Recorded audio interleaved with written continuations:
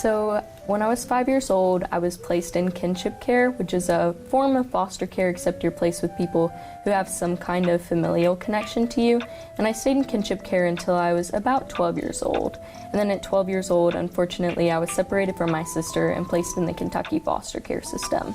And after I exited the system, I was reunited with my biological mom. When we were placed back with her, she was homeless. And so we actually lived out of an abandoned house for about 1.5 to 2 years. And then after that, I became homeless myself and lived out of my car until I was 18. And when I was 18 years old, I really decided that I wanted to go to college. I had no idea how I was going to pay for it.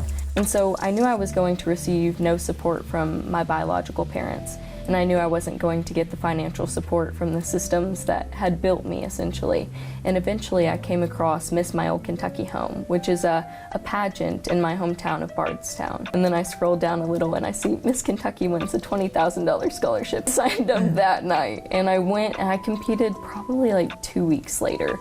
And I had dresses that didn't fit me. I had put all of the money that I had saved for college into competing, into paying the entry fees and buying the first few gowns and heels, and I ended up losing that competition. And a director came up to me and she was like, "What are you I was crying after I lost. So I was crying and she came up to me and she was like, "Girl, what are you crying about? You can just compete in another pageant." And I was like, "No, you don't understand. Like, I don't even know what I'm gonna eat for dinner tonight. Like, I spent all my money on this." And I really did. I took a bet on myself and I didn't know that it was gonna work out, but it did. She eventually told me that if I wanted to go to Miss Kentucky, she would help me.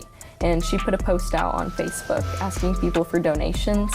And thousands of people from across the state of Kentucky and my hometown, but also just people across the country, sent in donations and helped support my first 2 years at Miss Kentucky.